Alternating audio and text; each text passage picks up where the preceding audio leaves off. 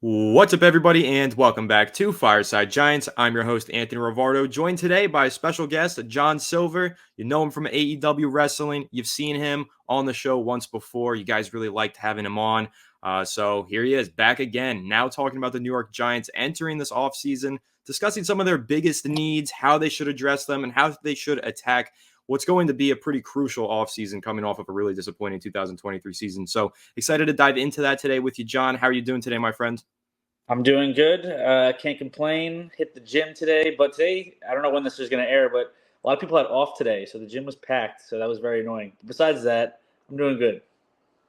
Yeah, happy President's Day, where the roads are busy, everybody's out, gyms are busy, everything is busy. But talking about the New York Giants, who are in store for a busy offseason, they've got a lot of big questions to answer. Quarterback is a big question. How are they going to fix this offensive line? Surrendered 85 sacks last season, the most by a team since 1990. That was pretty ugly. And I think when we look at the Giants' biggest needs, it's hard not to say that quarterback is number one, but that depends on how you feel about Daniel Jones.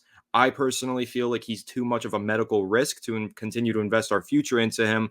But I guess we'll start off with the offensive line because you can't really talk about the quarterback and how well they're going to play unless you talk about those who are protecting the quarterback. And I think that's really what the conversation boils down to for a lot of Giants fans who maybe are apprehensive to the idea of drafting a quarterback. How do you draft somebody and put them behind this offensive line? When it's this bad, you're almost setting them up to fail. And in some ways, even if you like or don't like Daniel Jones, you have to admit that the Giants did set him up to fail with his offensive line and lack of playmakers. So, John, how are you feeling about the offensive line? Evan Neal in particular, do you believe in him? Do you think he needs to move positions? And where do you think they go and attack this offensive line in order to improve it this offseason?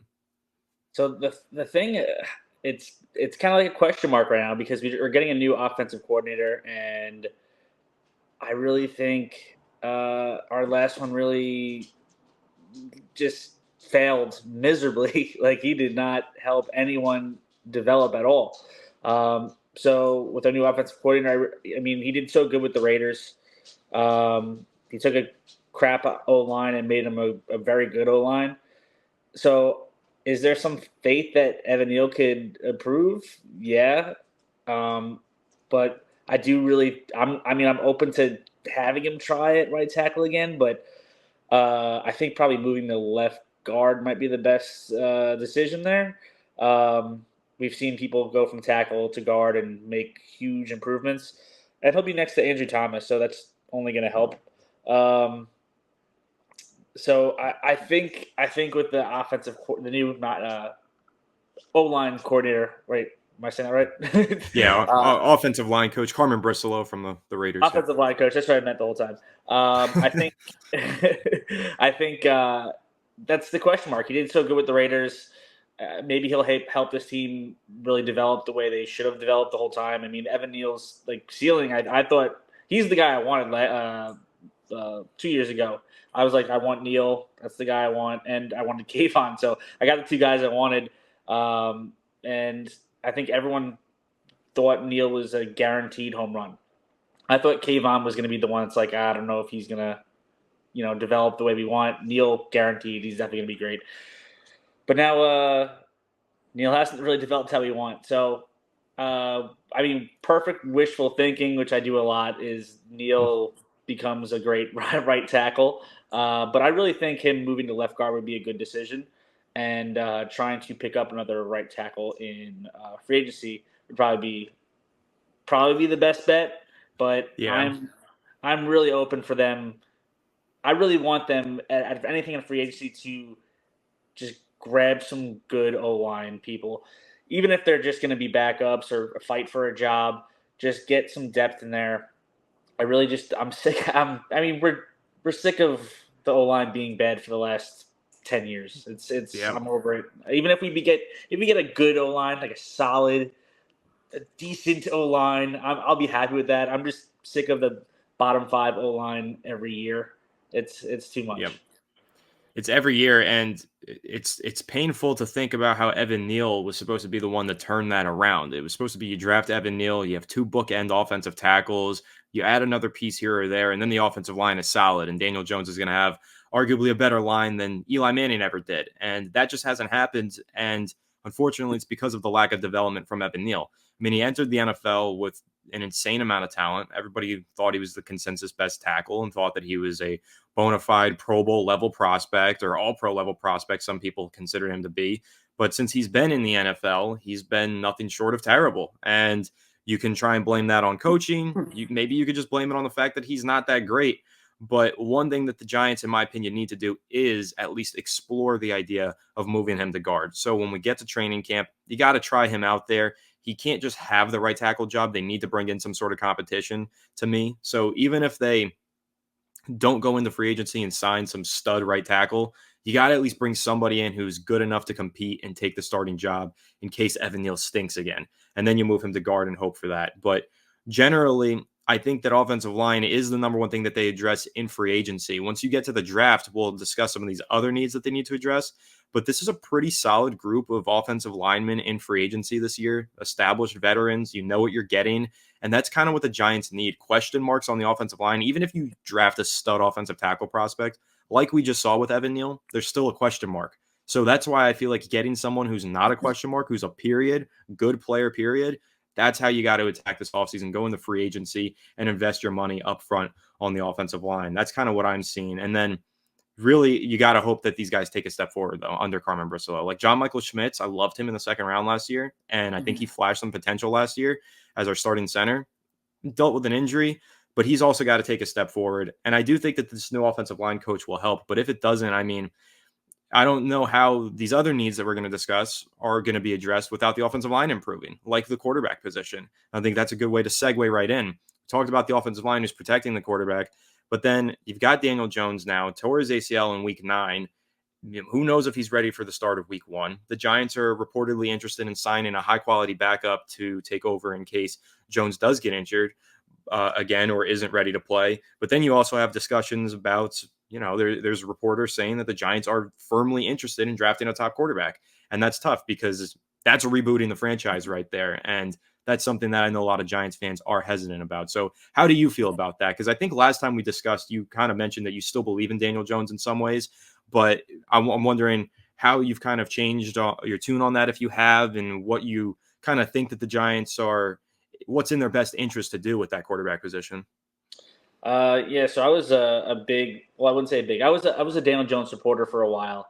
When he did get drafted, I was very upset. I did not want him there. But after seeing him play, and you see some sparks in him. Like you see, he'd make a few bad plays, but then he'd have an amazing play, and then he'd have a run where he just ran for 30 yards, and he'd have a great throw. And he has the flashes there.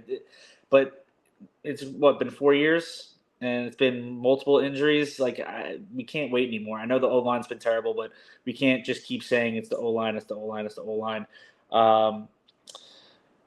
Yeah, so I definitely would like a new quarterback.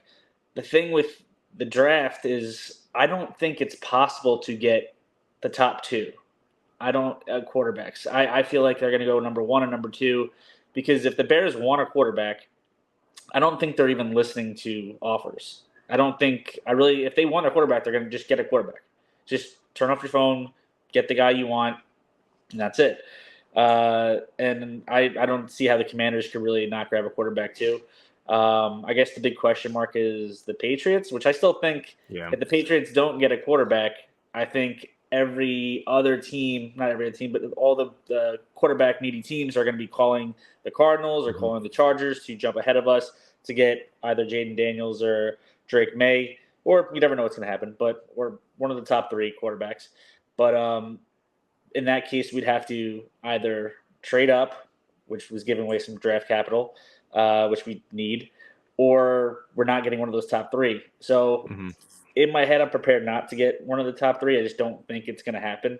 And I would love Caleb Williams, and I would love Drake May, and even Jaden Daniels. I'd really love, but I don't want to trade 3 first-round picks, 2 second-round picks.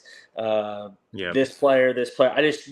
We can't do that because we're not like a quarterback away. We need things to address. So I don't expect to get one of those 3. But when it comes to the other quarterbacks in the draft, I think that is a possibility. I don't think I really want them at 6. I would really love a weapon. I don't think we've had like a really solid weapon since Beckham, really, that is reliable. Um, Hmm. so in that case, I think maybe the only possible way is seeing how the draft board goes, seeing how the combine goes, and whose stock goes up and whose goes down. And if we need to, maybe I'd be more open to trading back into the first round and getting one of those guys if they really liked them and they were still there late in the first. But it depends on who the like. You have to love the guy. I don't want to just be like, all right, Hmm. well, JJ McCarthy's good or Bo Nix is good or whoever they are thinking. You need to love that guy. This guy is going to be a stud. He's going to be the starter. He's going to be a Pro Bowler. He's going to win a Super Bowl. If you have like, this guy looks like he has some potential. Like, I don't want you to trade up to get him. Like, I don't want to go through that Yeah. again. So And it and seems and I feel like that's what happened in 2019 with Daniel Jones. Like they didn't have a guy that they fell in love with, but they were picking sixth, and they were like, "We need a quarterback, so we're just going to take whichever quarterback we like the best there." And I think that's ultimately what kind of trapped them into a little bit of a mess. You can't just draft for position. Like, yeah, you need to get a quarterback, but I think once you just take a quarterback to take a quarterback, then you try and force that quarterback to work, even if he's not that great. And that's how you really run into a lot of problems like the Giants have. So I kind of agree with you there. If you're not getting one of those three guys at the top, and it's debatable now who those three are. Now you're hearing some scouts and teams have JJ McCarthy as a top two quarterback in this class. And that's going to be really interesting to see how the board ultimately shapes out for these teams. The combine is next week, and that's when those rumors are going to start to really ramp up. But yeah, I'm in the same boat as you where you can't settle on a quarterback. If you're picking at six and you've got like blue chip playmakers on the board, you got to go ahead and take one of those guys rather than settling for QB4 that you have on your board. Once you settle for a quarterback, I think that's when you really beat yourself in the draft. yeah. I definitely that's what I'm yeah. I It's tough because like you really want a quarterback, but you just like at six, there's so many weapons. There's so many good guys that are really I mean, no one's a guarantee, but almost seem like a guarantee to be great playmakers or great for the team. So it's hard to pass on those guys to reach on a quarterback that if you're not 100% confident in. Yeah, that's how I feel as well. And I think that's a good way to segue now into talking about those playmakers because that's one of the Giants' biggest needs. Is the way that I kind of rank them right now. Defense is still a need. There are needs on the defensive side of the ball, but the offense is obviously it trumps because they had 15 points per game last season. It was atrocious. So I think that offensive line has to be fixed, quarterback needs to be addressed, and then wide receiver slash playmaker. That's where I say playmaker because if it's Brock Bowers, then it's Brock Bowers, and he can kind of do Mhm. everything for your offense anyway. But you mentioned that since Odell, who have they had that's been a reliable playmaker outside of Saquon Barkley on the ground? But we all know it's a passing league. You need a good receiving weapon and no 1,000-yard receiver since 2018. If you go ahead and you look at all the playoff teams this year, almost all, I think it was all but one or two of them had a 1,000-yard receiver. And there were Mhm. 20 something teams in the NFL that had a 1,000-yard receiver this year. And the Giants weren't one of them. You need to get a guy that can put up 1,000 yards to win in the NFL nowadays, in my opinion. I mean, even the Kansas City Chiefs, Travis Kelce, that's a 1,000-yard receiver, and Rashee Rice now. They went ahead and got their rookie, and he did a lot to really transform their offense and help them get back to the Super Bowl. There's so many question marks about, do the Chiefs have enough weapons? Can they make it back to the Super Bowl? Well, they did because they drafted Rashee Rice in the second round, and he helped take them to the Super Bowl with Patrick Mahomes. So getting a 1,000-yard receiver, I feel like is a paramount need for this New York Giants team. Whether you think that's happening by drafting a receiver at six, or you think it's drafting a receiver in the second round, or signing Mike Evans in free agency, whatever it is, you got to get like a primary guy to catch the ball and be that game changing weapons. Kind of how I feel about it. So if the Giants aren't getting a QB in the first round, I want a playmaker. And I know we kind of mentioned the offensive line is arguably a greater need. But like I listed earlier, we need like a known thing on the offensive line. I'm all right with getting a little mystery box at the playmaker position Mhm. at number 6 overall and hoping that you're striking diamonds with one of these top prospects because it's a really talented group of playmakers in this draft class. Yeah, I mean that's really the way I'm leaning right now. Obviously, anything can change in free agency, but I feel like there's so many extremely talented guys that they are home run picks that they're going to be great. Neighbors, Brock Bowers, Roma Dunze. I think would probably be the top three right there. And then there is O-line, but the only thing, like we talked about, we've had so much bad luck with drafting O-line, and especially me drafting left tackle to move to right tackle, and that could mess up they could screw them up for a while, or they can never get used to the right tackle. So I definitely like the weapons. I'd probably put Neighbors as my favorite there. I think he's just a really good all-around playmaker. And you mentioned Brock Bowers, and I know it's like a weird thing, and a lot of Giants fans will probably get real mad if we got Brock Bowers because we have Waller, and but I think he's. I wouldn't be that mad at it. I would be fine with it. But you look at the Chiefs, they have Kelsey. Like if you look at like the Patriots, they had Gronk. Like they had two of the most dominant teams of recent had dominant tight ends. Waller pretty much has a foot out. I feel like he's 33 or 34 next year or something like that. And he gets hurt every year, so it's not like someone you could really, put a lot of faith into. So I wouldn't be mad at Brock Bowers, but I don't know. You look at the team, like I mentioned, we haven't had a real great wide receiver since Odell. So I don't know. I'm leaning towards Malik Neighbors.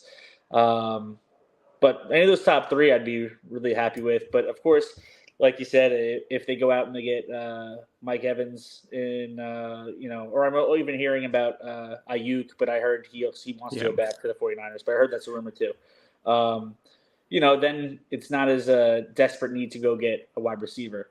But so it's obviously everything's going to depend on the free agency. But right now, I think I like Neighbors at the number 6 pick if we're going to stay put and not trade up or trade down. I think Neighbors is going to be a great player. So. Yeah, I love Malik Neighbors. I think he's super talented. But you kind of bring up something there, sparked an idea in my head, or I guess a question. Do you think that it's even wise for the Giants to invest heavy at wide receiver in free agency? Because we're listing some of these first round guys, tremendous talents at the wide receiver playmaker spot, right? That you can draft early, but it's such a deep class. You can probably find a wide receiver 1 in rounds 2, maybe even 3 this year, like really good talents in the draft. So I'm starting to question, we've got the idea of trading for Brandon Ayuk. Well, then you're going to have to sacrifice at least one of those second round picks that the Giants own. And that second round pick could potentially turn into a wide receiver that becomes a playmaker who's 1,000-yard receiver like an Ayuk. So can you make that sacrifice knowing that there's so much wide receiver talent in this class? Or can you sacrifice $20 million per year on your salary cap with a free agent like a T. Higgins or a Michael Pittman or a Mike Evans when you know that you've got all this load of wide receiver talent coming into this draft class? And so I think that's like a really good moral conundrum for Joe Shane. He's like, is it even wise for me to invest in that wide receiver position free agency? So what do you think about that? Like, do you even think that it's a good idea to go into free agency and kind of attack the wide receiver position from there? Like I was saying before, I think the first thing he should do is try to see what he can do to fix the O-line as best as possible in free agency. I wouldn't care if that's where most of the money went was into the O-line. When it comes to receiver, yeah, like you said, I mean, it's such a deep class that, you could get a star receiver in the first, second, third round, so it's not like a desperate, hey, we need one of these guys, especially like I know Mike Evans is fantastic, but he is getting older too. So eventually he will get a decline. Obviously, that would be Giants' luck to get him, and then he starts playing like crap. Like that's just that's how our luck is sometimes. So I really think you have to try to fix the O-line in free agency. Put as much money into doing that, and then you could draft. We have the 6th overall pick. We have 2 second rounds. Like we could get a receiver, or we can get a few playmakers there. Really, if we really want to. So I think the draft is where you should get the receivers. It's tough because you get any of those receivers, you got to pay them pretty good. So how much more can you really spend on the rest of the team if you're putting the money into one of those guys?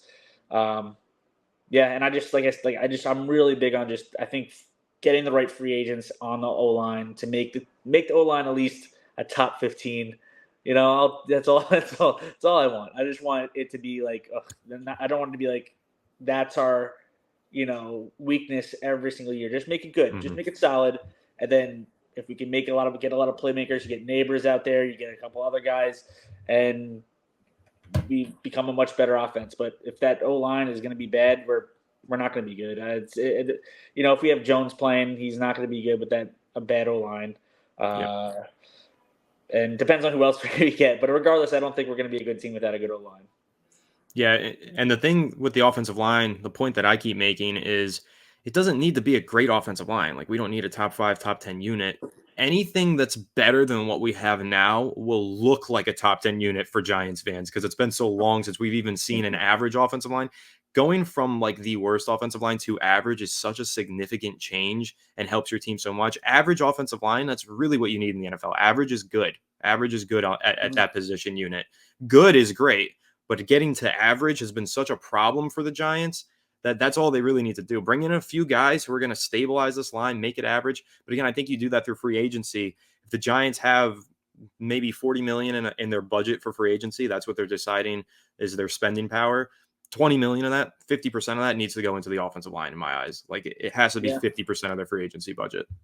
Like when I think of players and stuff like that, I play Madden so much and I do drafts and I do this that I think of them like if they're like Andrew Thomas, let's say at 95. Let's say we move Neal to left guard. He improves to an 80. That'd be amazing. Yeah. Michael Smith improves to like 75 to 80. Amazing. And then hopefully we pick up a few free agents that could go on the right guard and the right tackle that are at least 75s. That's a decent line. That's not bad. Mm-hmm.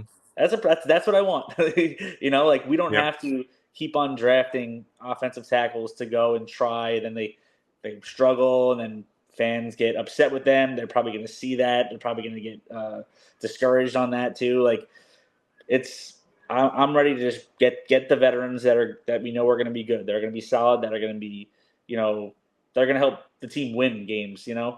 And then down the line, we could always draft offensive tackles or whatever down in the future. But right now, I feel like just get the line to be good. Just be solid. A solid O line. Yeah, I think that's a good point. Like, you don't need 5 A+ players, 90 overalls, if you want to put it in Madden terms, or PFF grades, 85 grades. Like, you don't need 5 A+ players. They've got one A+ player in Andrew Thomas, and that's excellent. But then they have 4 F-level players or D-level players. Like, if you can get 4 C-level players and an A+, you're golden. That's all you really need in the NFL. You can add in a B in there as well, two Oh B yeah. pluses and Now we're 3 Cs. talking. Like, you're perfect. That's what you need in the NFL, and that's just been so hard for the Giants. Like, I mean, it's hard for everybody, but if they can finally do that, and then maybe put a rookie quarterback behind a good offensive line with a playmaker, or maybe even Daniel Jones comes back, stays healthy with a good offensive line. Who knows? Maybe he plays a lot better. But just the offensive line, it's the paramount need here in terms of roster construction through free agency. But flipping over to the defensive side of the ball, they've got a big decision to make with Xavier McKinney. My mind's made up. If I'm Joe Shane, I'm just paying him whatever the hell he wants. I think he's that important to this team. I know not every Giants fan feels that way. But then I think another really sneaky need for this team on the defensive side of the ball, a lot of talk goes to cornerback and safety, kind of secondary depth. I think pass rusher is a big need for them. I think Kayvon Thibodeau is still great and still has a lot of potential, but he hasn't really scratched the surface of that potential. And I think a lot of that is because those 2 edge rushers, it's been him and then question mark on the other side. If you get 2 good edge rushers, you got a good starter in Kayvon and then another good starter opposite of him, it opens up more opportunities for Kayvon, and it allows the defense to kind of run through him rather than run with him. And so I think that one of the sneakiest, biggest needs for the Giants this offseason is getting themselves another pass rusher. Like Dexter Lawrence on the interior, the best pass rushing interior lineman in the NFL right now. And Thibodeau, again, really growing into his own, but opposite of him. It's such a question mark that I think they finally need to answer. And it doesn't get a lot of talk. Definitely no first round talk from Giants fans. Everybody wants those playmakers that we were mentioning or a quarterback. Mhm. But really early in the draft, I think in the second round, they should heavily consider addressing that pass rushing need and getting somebody opposite of Thibodeau. Yeah, I definitely agree with that. I mean, it just feels like we have on the defense. It's like good player here, good player here, good player here. Like it's not like the safeties are amazing. Both, like the corners are great. I feel like we do. I feel like need another opposite corner of Banks. I think we need. I like our safeties, especially if we keep McKinney. But on the D line, on the pass rushers, and you got Kayvon, which I think he's going to. I think he could reach like star level, Pro Bowl type level. But then you don't really, we have Aziz across from him who's been hurt, who has been a little inconsistent, and yeah, he's been mostly hurt. I think that's really his big downfall.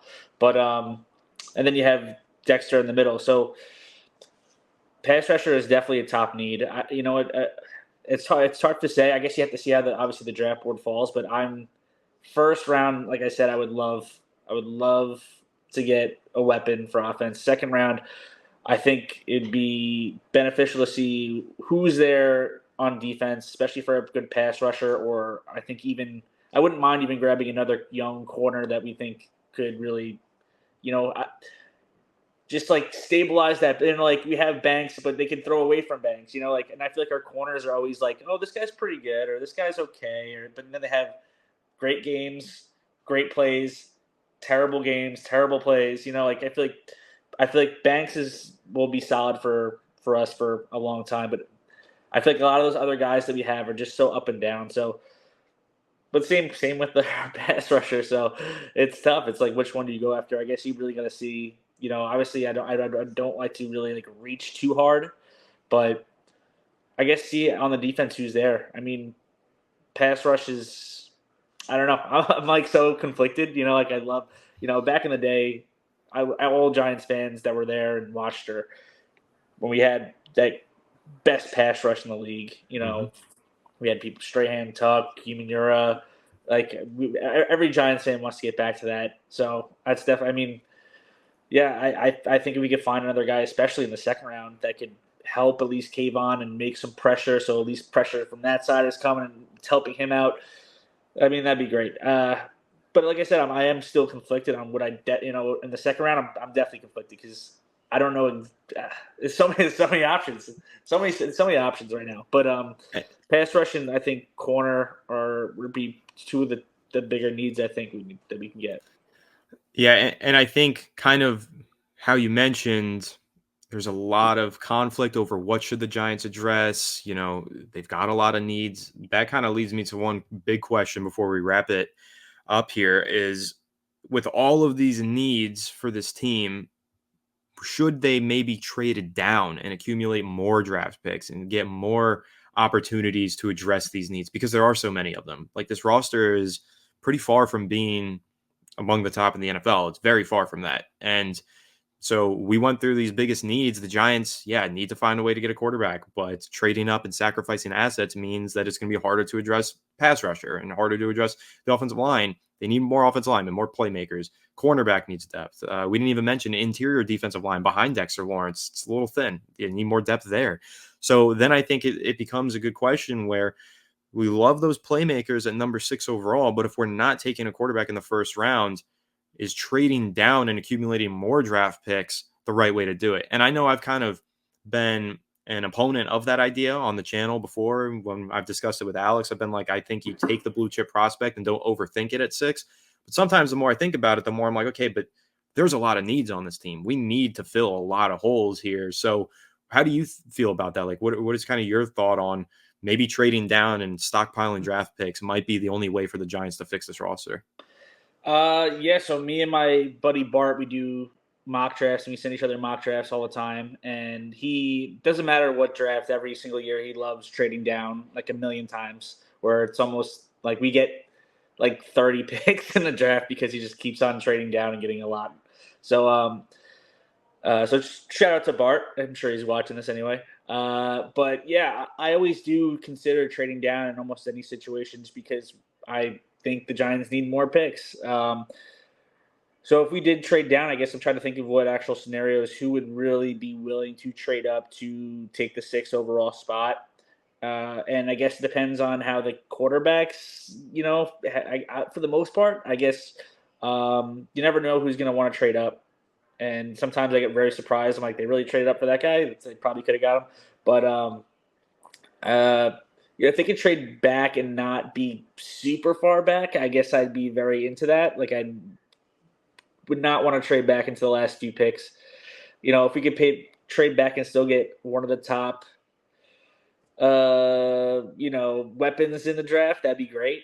Obviously, if you trade back, I don't think we're getting someone like Neighbors or Brock Bowers or probably even a Dunze, but I would still consider. I always consider trading back. I just it'd be definitely beneficial, especially with I think there's a lot of good players in this draft, so I feel like we could really get more picks and then really fill more holes that we absolutely need to. Um, but it is tough. I mean, I think people like Neighbors, Brock Bowers, and the Dunze are like people that are I think are going to be great. I know there's a lot of weapons in the draft, but I feel like if you have the guy that you think is a guarantee Pro Bowl quality or is gonna make it there. Sometimes you just want to get them instead of being like, oh well, these guys are good too, but they have potential, but so you don't know. I feel like I kind of want the guarantee home run instead of like, hey, this guy they got the potential to hit the home run, but they're not quite as polished yet. Um, so it really is going to depend on how far you're trading back and what you're actually getting. I mean, you could really get a pretty good haul depending on how desperate they are to move up. But believe me, I'm always thinking about the trade down and getting more picks because I just love getting a million picks and just trying to fill every little hole in the roster. Like I use those draft. I forgot what website it is, but I use the mock draft thing, and I'm doing mock drafts all the time. Just when I'm bored, that's how I pass the time. So trading back is something I always do, or I try to do different situations. If we do go quarterback, if we do go O line, if we do, so definitely something I thought about, but I'm not sure. It's going to depend on how far and what we would actually get for it. Yeah. I think for the Giants, the way that they should attack it is if they're planning on going quarterback at 6, but all their quarterbacks that they like are gone, then your next step should be explore the trade packages. If you've got one that you can probably move down and still land one of those blue chip guys that you like, you do it. But if not, if you're moving too far back, I think you take the blue chip guy and maybe try and trade down on day 2. Maybe in the second round you move down a few spots and get some more middle round picks.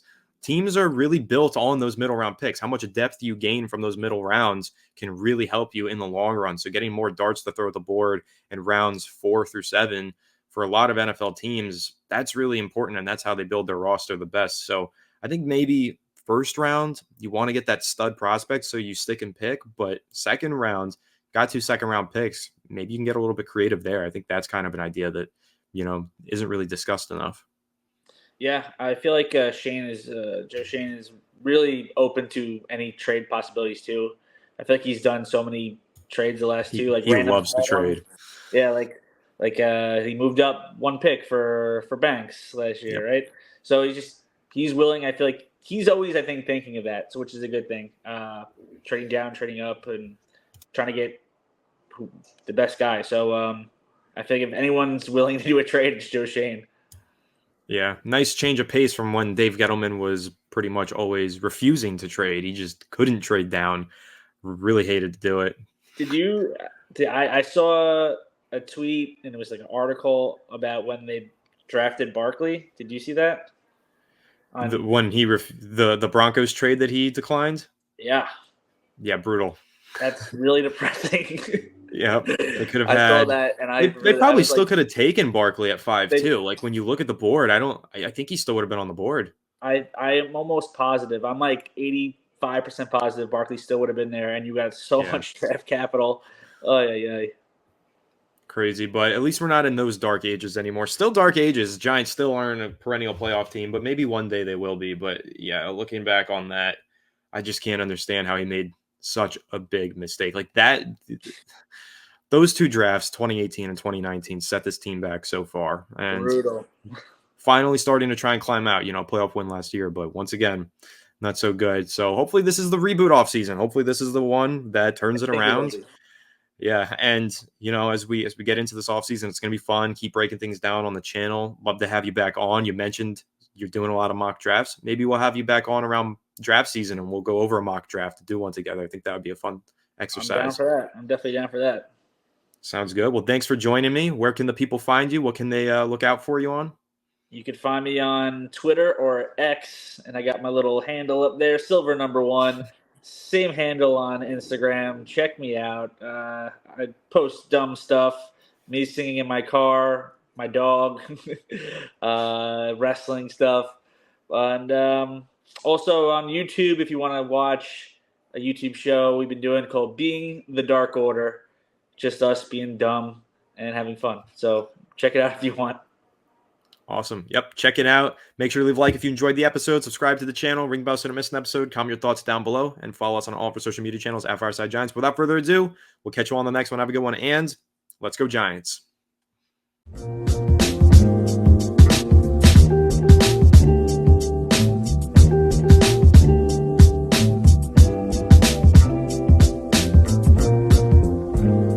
TVSO.